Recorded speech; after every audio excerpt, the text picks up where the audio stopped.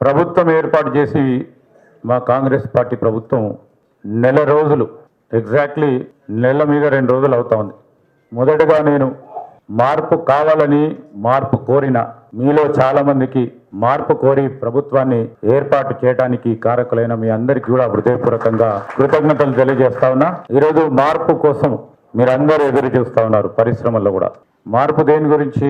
ప్రధానంగా వేగాన్ని పెంచడానికి. ఒకటి ఈరోజు మేము చెప్తా ఉన్నాం, ప్రత్యేకించి పరిశ్రమలకు సంబంధించిన అంశం వచ్చే వరకు ఏ ప్రభుత్వాలున్నా పరిశ్రమలను విస్మరించారు. 70 సంవత్సరాల నుంచి మనం కూడా చూస్తూ ఉన్నాం. పారిశ్రామిక విప్లవం నుంచి వచ్చిన ప్రధానమైన అంశాలతో ఆనాడు మనం ఆలోచన చేసి మరి స్వాతంత్రం ఏర్పడ్డ తర్వాత చాలామంది పెద్దలు మరి విధానపరమైన నిర్ణయాలు తీసుకోవాలని ఆలోచన చేసి ఆనాడున్న కాంగ్రెస్ ప్రభుత్వం కానీ ప్రజలకు సంబంధించిన ఆకాంక్షలను ముందుకు తీసుకెళ్లనే ప్రయత్నంలో వివిధ ప్రభుత్వాలు కూడా పరిశ్రమలను విస్మరించే పరిస్థితి లేదు.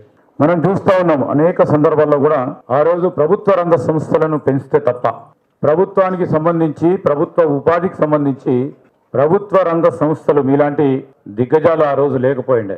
పెద్ద పెద్ద పారిశ్రామికవేత్తలు ఒక్కరో ఇద్దరో ముగ్గురో నలుగురో యావత్ భారతదేశాన్ని శాసించే పారిశ్రామికవేత్తలు ఉండే.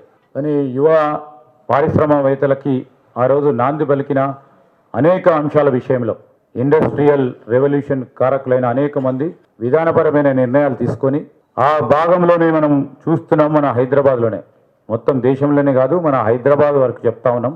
BHEL లాంటి పెద్ద పరిశ్రమ వేలాది మందికి ఉపాధి కల్పిస్తా ఉన్న పెద్ద పరిశ్రమలను చూస్తూ ఉన్నాం. ఇప్పుడు ECIL, DRDO, BDL, Midhani, DLRI, Bharat electronics limited అంటే ఇవన్నీ ప్రధానంగా ప్రభుత్వ రంగ సంస్థల ద్వారా ఉపాధి కల్పన గురించి ఆ రోజు మొదలుపెట్టిన ఆనాటి ప్రభుత్వం, ఆ ప్రభుత్వానికి సంబంధించిన పెద్దలు రాను ఈరోజు మనం చూస్తూ ఉంటే ప్రభుత్వానికి సంబంధించిన ఉద్యోగ సంకల్పనలు కూడా ఎక్కువైతే.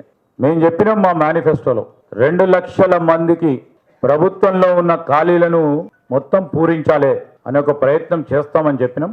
కానీ మీరు చాలామంది పెద్దలు చెప్పినట్టు దాదాపు 30 లక్షల మంది నిరుద్యోగ యువతి యువకులకి మీలాంటి వారు ఉపాధి కల్పన గురించి నిరంతరం చేసిన కృషికి వల్లనే వారికి ఉపాధి దొరుకుతుందనే ఒక ఆలోచనతోనే మేము కూడా ముందుకు వెళ్తా ఉన్నాం.